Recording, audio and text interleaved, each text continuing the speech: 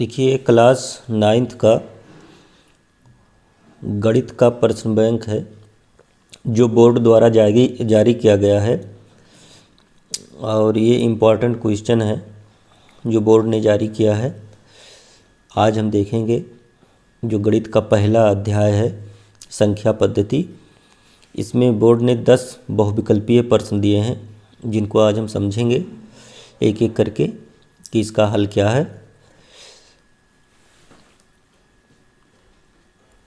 ये एग्ज़ाम की दृष्टि से इम्पॉर्टेंट है, तो आइए देखते हैं। इसमें पहला सवाल है, निम्नलिखित में परमेय संख्या है, इन चारों में जो विकल्प दिए गए हैं उसमें से हमें बताना है परमेय संख्या कौन है। तो पहला है √8। देखिए √8 एक अपरमेय संख्या है। यहाँ पे अंडर रूट लगा हुआ है, इसका मतलब ये होता है कि आप इसका 8 का वर्गमूल लिखें। तो जब आप 8 का वर्गमूल लिखेंगे तो ये पूर्ण वर्ग संख्या नहीं है 8, इसलिए इसका जब आप वर्गमूल लिखेंगे तो इस प्रकार हो जाएगा 2√2। तो फिर से यहाँ पर 2 जो है अंडर रूट के अंदर है, इसलिए ये एक अपरमेय संख्या हो जाती है, परमेय संख्या नहीं है। इसी प्रकार जब √4 का आप क्यूब निकालेंगे, क्यूब रूट यहाँ देखिए आगे 3 लिखा हुआ है, अगर खाली ऐसे अंडर रूट लिखा है और उसके अंदर कोई संख्या लिखी है तो इसका मतलब ये है कि आप उसका वर्गमूल निकालें। अंडर रूट लगा है, उसके ऊपर 3 लिख दिया गया है यहाँ पर बीच में, और उसके बाद अगर कोई संख्या लिखी जा रही है तो इसका मतलब है कि इस संख्या का आप क्यूब रूट निकालेंगे। तो 4 का जो क्यूब रूट निकलेगा ये दशमलव में आएगा और ये दशमलव प्रसार अशांत अनावर्ती होगा। मतलब इस तरीके से होगा कि दशमलव के बाद जो संख्याएं आएंगी वो रिपीट नहीं होंगी कभी और ख़त्म भी नहीं होंगी, बदलती रहेंगी। तो ऐसी संख्या को अपरमेय संख्या कहते हैं, परमेय संख्या नहीं कहते हैं। तीसरा देखिए, जैसे ये दिया गया है 2.737373, यहाँ पर ये बार बार रिपीट हो रहा है 7373। तो ऐसे दशमलव प्रसार जो अशांत आवर्ती हो, अशांत आवर्ती दशमलव प्रसार वाली संख्याओं को परमेय संख्या कहते हैं, क्योंकि इनको P/Q के रूप में लिखा जा सकता है। तो ये जो है परमेय संख्या है, ये हमारा विकल्प सही हो जाता है। और ये √5 - 2 दिया गया है, तो ये भी अपरमेय संख्या है, क्योंकि यहाँ पर √5 है जो कि एक अपरमेय संख्या है। तो इस पहले सवाल का विकल्प सी सही है, क्योंकि इसको हम P/Q के रूप में लिख सकते हैं। बाकी ये तीनों अपरमेय संख्या हैं। क्वेश्चन नंबर 2 देखते हैं। हमसे पूछा जा रहा है कि 2 परमेय संख्याओं के बीच में कोई परमेय संख्या नहीं होती, ठीक एक परमेय संख्या होती है, अपरिमित रूप से अनेक परमेय संख्याएं होती हैं, केवल एक अपरमेय संख्या होती है। तो हमसे पूछ रहे हैं कि 2 परमेय संख्याओं के बीच में कितनी परमेय संख्याएं होती हैं या नहीं होती हैं। तो पहला ऑप्शन है कोई परमेय संख्या नहीं होती है, ये गलत है। ठीक एक परमेय संख्या होती है, ये भी गलत है, कई सारी हो सकती हैं। अपरिमित रूप से अनेक परमेय संख्याएं होती हैं, तो ये सही है आपका तीसरा। और डी केवल एक अपरमेय संख्या होती है, ये भी गलत है। तो 2 परमेय संख्याओं के बीच में आप जितनी चाहें उतनी अपरिमित रूप से अनेक परमेय संख्याएं ज्ञात कर सकते हैं। तो ये विकल्प सी सही हो जाता है यहाँ पर। इसके बाद क्वेश्चन नंबर 3 देखते हैं। यहाँ पूछा जा रहा है अपरमेय संख्या है, इन चारों में से अपरमेय संख्या कौन है। तो देखिए यहाँ पर पाई लिखा हुआ है। पाई एक अपरमेय संख्या है जो बहुत सारे बच्चों को नहीं पता होता है। और देखिए यहाँ पर भी 2/√9 है, तो इसका मतलब ये हुआ कि ये आप 2/3 लिख सकते हैं, तो ये परमेय हो गया। फिर ये अपरमेय संख्या नहीं रह जाती है। ये 0.32 लिखा हुआ है, ये एक शांत दशमलव प्रसार है जिसको आप P/Q के रूप में लिख सकते हैं। तो ये भी परमेय संख्या है। और ये 22/7 तो परमेय संख्या है ही, क्योंकि ये बटे में लिखा है। तो बहुत सारे बच्चे सोचते हैं कि पाई का मान 22/7 होता है, तो इसलिए ये भी परमेय संख्या है। लेकिन ये मान जो 22/7 यहाँ पर लिख दिया गया है, तो ये परमेय संख्या है। पाई का मान वास्तव में 22/7 नहीं होता है, ये इसका लगभग मान होता है। पाई का जो लगभग मान होता है वो 22/7 लिया जाता है। ठीक है, अगर हम इसका देखें मान तो ये दशमलव में होता है और ये अशांत अनावर्ती होता है। दशमलव के बाद जो संख्याएं आती हैं वो कभी रिपीट नहीं होती हैं और ना ही कभी ख़त्म होती हैं। तो याद रखिए पाई एक अपरिमेय संख्या है और 22/7 जो मान इसका इस्तेमाल करते हैं हम, वो इसका लगभग मान होता है, वास्तविक मान सही रूप से ये नहीं होता है। तो इसलिए पाई एक अपरिमेय संख्या है और ये आपका ऑप्शन सही है इसके लिए। क्वेश्चन नंबर 4 देखते हैं। पूछ रहे हैं कि 64 की घात यहाँ पर इन्होंने दिया है 1/2 का मान। तो चाहे 64 की घात 1/2 हो या अंडर रूट 64 लिखा हो, इसका मतलब एक ही होता है, हमें 64 का वर्गमूल ज्ञात करना होता है। तो 64 का वर्गमूल क्या होता है? 8 होता है। 8 8 64। अगर हम 64 का वर्गमूल निकालें तो 8 आएगा। ये आप लोग जानते होंगे निकालना, मैं यहाँ पर दिखा दूँगा निकाल के 64 का। तो ये आप 2 से इसे कैंसिल करिए, 3 2 2 से काटिए, 2 1 कम 2, 2 छक 12, 2 से काटिए, 2 8 16, 2 चौक 8, 2 दूना 4, 2 1 कम 2, 2 2 का जोड़ा बनाइए। देखिए यहाँ 2 2 के 3 जोड़े मिले, जिसको गुणा कर लीजिए, 2 दूना 4 दूना 8। तो ये आपका सी सही है इसका। इसके बाद क्वेश्चन नंबर 5 देखिए। क्वेश्चन नंबर 5 पूछ रहा है कि 2√5 + √5 बराबर है।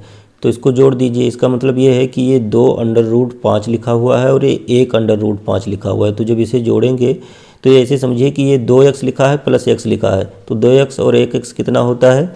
3x। तो इसी प्रकार 2√5 और 1√5 जुड़ के 3√5 हो जाएगा।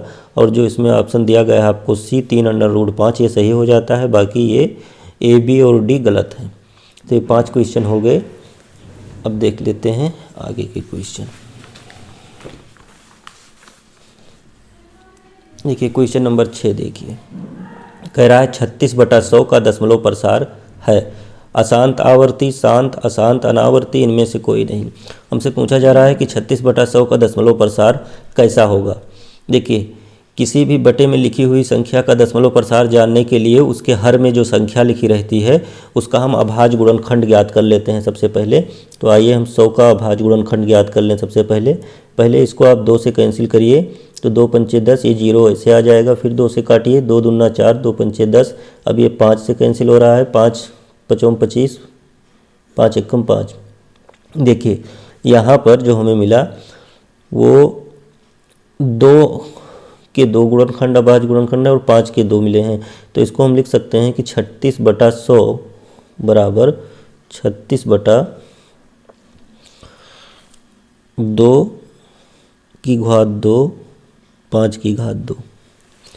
तो देखिए ये जो आपका आया है, इसका हर अगर किसी भी संख्या का जो बटे में लिखा हुआ है, अगर उसका हर 2 और 5 के गुणनखंड के रूप का है, 2 की घात, इसे हम कहते हैं जनरल रूप से 2 की घात n और 5 की घात m, मतलब 2 की घात कुछ भी हो, 5 की घात कुछ भी हो, अगर इस रूप का इसका गुणनखंड आता है किसी भी परमेय संख्या के हर का, तो उसका दशमलव प्रसार शांत होता है और उसे हम परमेय संख्या के रूप में लिख सकते हैं। तो यहाँ पर हमसे पूछ रहा है कि इसका दशमलव प्रसार कैसा होगा। अशांत आवर्ती नहीं, अशांत नहीं होगा। शांत, हाँ शांत होगा इसका। और अशांत अनावर्ती नहीं, इनमें से कोई नहीं। तो ये बी ऑप्शन सही है इसका 36/100 का। और वैसे भी अगर आप लोग ध्यान दें तो आपको पता होगा कि 36/100 यहाँ पर 2 जीरो हैं, अगर इसे भाग करेंगे तो 2 अंक से पहले दशमलव लग जाएगा। तो 36 से पहले यहाँ पर दशमलव लगा देंगे और इसका भाग हो जाता है, तो ये शांत आ जाता है। ठीक है। और दूसरा तरीका ये भी है किसी भी संख्या को समझने के लिए कि वो उसका दशमलव प्रसार शांत होगा या अशांत होगा, कि आप उसके हर का अभाज्य गुणनखंड ज्ञात कर लें और उसके हर का अगर अभाज्य गुणनखंड 2 और 5 में आता है तो उसका दशमलव प्रसार शांत होगा। अन्यथा इसके अलावा और कुछ आ जाता है, 3 आता है या 7 कुछ भी आ जाता है, तो वो अशांत होगा।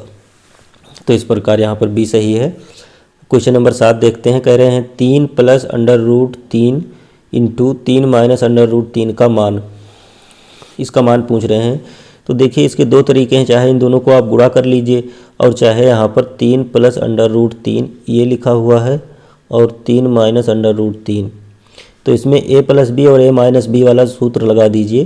तो a + b एक ब्रैकेट में, दूसरे ब्रैकेट में a - b बराबर होता है a² - b²। तो यहाँ पर a की जगह पर 3 है तो 3 का स्क्वायर माइनस अंडर रूट 3 है b की जगह पर तो अंडर रूट 3 का स्क्वायर।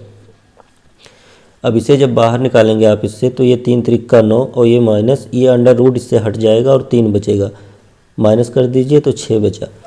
तो इसको जब हम सरल करते हैं 3 प्लस अंडर रूट 3 और 3 माइनस अंडर रूट 3 को, तो हमारा जो मान आता है वो है 6। तो इसमें जो विकल्प दिया गया है वो है सी और ये हमारा सही हो जाता है। इसके बाद क्वेश्चन नंबर 8 देखिए। क्वेश्चन नंबर 8 में पूछ रहा है इनमें से सबसे छोटा है, ये जितने भी दिए गए हैं संख्या इनमें से सबसे छोटा संख्या पूछ रहा है, सरल करने पर हमें क्या प्राप्त होगा। तो देखिए यहाँ 5 का फोर्थ रूट निकालना है और 4 का फिफ्थ रूट निकालना है और 4 का स्क्वायर रूट निकालना है और 3 का भी स्क्वायर रूट निकालना है। तो देखिए 3 का स्क्वायर रूट, 4 का स्क्वायर रूट और फिर 4 का फिफ्थ रूट, इसमें सबसे बड़ा जो है वो 4 का फिफ्थ रूट कह रहा है और ये भी इससे छोटा ही है। तो इसमें सबसे छोटी संख्या जो निकल के आएगी वो होगी 4 की फिफ्थ रूट। जो ऑप्शन आपका सही है वो है बी, इनमें से सबसे छोटा यही होगा जब इसे हम सिंप्लीफाई करेंगे। इसका तो हम जानते हैं 1.73 होता है, इसका भी आप 2 जानते हैं होता है, ये भी निकल के आएगा जो दशमलव में होगा और इसका जो भी निकल के आएगा वो इन सब से छोटा होगा। तो इसका ऑप्शन ये सही है। इसके बाद क्वेश्चन नंबर 9 देखिए, कह रहा है इसका मान बताइए। तो देखिए इसका मान ज्ञात करने के लिए आप क्या करिए, पहले तो एक्स स्क्वायर ऐसे है ऐसे रहने दीजिए, फिर उसके बाद में यहाँ पर देखिए अंडर रूट लिखा हुआ है और यहाँ पर 3 लिखा हुआ है, तो इसका मतलब इसकी घात जो है वो 1/3 हो जाएगी। इसके बाद फिर से ब्रैकेट लगा लीजिए और फिर इसके बाहर जो अंडर रूट है उस पर 4 लिखा हुआ है, तो इसका मतलब ये है कि इसे आप 1/4 लिख लीजिए। अब इन सभी घातों को आप गुणा कर लीजिए, जो आएगा वही इसका मान होगा। यक्स की घात 2 है, 2 की घात जब 1/3 से गुणा करोगे तो ये 2/3 हो जाएगा, क्योंकि ये 2 एकम 2 अंश में जाके गुणा होगा, 2/3 हो गया। अब घात 1/4 है, अब फिर से इसका गुणा कर लीजिए तो 2 एकम 2/3 चौक 12, फिर ये कैंसिल हो रहा है, 2 एकम 2, 2 छक 12, तो बराबर एक्स की घात ये आ रहा है 1/6। तो इसमें जो भी ऑप्शन दिया गया है एक्स की घात 1/6 का वो सही है। तो एक्स की घात 1/2 और एक्स की घात 1/6, ये बी ऑप्शन सही है इसका। इस तरीके से ऐसे क्वेश्चनों को हल कर लेते हैं। और ये क्वेश्चन नंबर 10 पूछा जा रहा है आपसे कि संख्या 0 के लिए इनमें से कौन सा असत है। पहला कह रहा है पूर्ण संख्या है, तो देखिए 0 पूर्ण संख्या है तो ये सत्य है, असत नहीं है। फिर कह रहा है पूर्णांक है, तो 0 पूर्णांक में भी होता है, तो ये 0 एक पूर्णांक भी है, तो इसलिए ये भी सत्य है, असत नहीं है। फिर कह रहा है 0 परमेय संख्या है, तो जी हाँ 0 एक परमेय संख्या भी होती है, तो इसलिए ये भी सत्य है। फिर कह रहा है कि 0 जो है एक प्राकृतिक संख्या है, तो नहीं, 0 जो है वो एक प्राकृतिक संख्या नहीं है, क्योंकि प्राकृतिक संख्या जो शुरू होती है वो 1 से शुरू होती है, 1 2 3 4 ऐसे ये अनंत तक यहाँ से जाएगी। तो प्राकृतिक संख्या 1 से शुरू होती है, 0 नहीं होता है प्राकृतिक संख्याओं में। तो यहाँ पर हम इसका ऑप्शन जो 4th है वो सही करेंगे कि 0 के लिए इनमें से कौन सा असत है, तो ये डी ऑप्शन असत है, क्योंकि 0 एक प्राकृतिक संख्या नहीं है। तो यहाँ पर ये 10 क्वेश्चन कंप्लीट हो जाते हैं और ये पहले चैप्टर के 10 क्वेश्चन हैं जो बहुविकल्पीय बोर्ड द्वारा जारी किए गए हैं। तो आज की वीडियो में इतना हम यहीं पर ख़त्म करते हैं और अगले वीडियो में हम अगले चैप्टर के जो बहुविकल्पीय सवाल हैं उन्हें देखेंगे।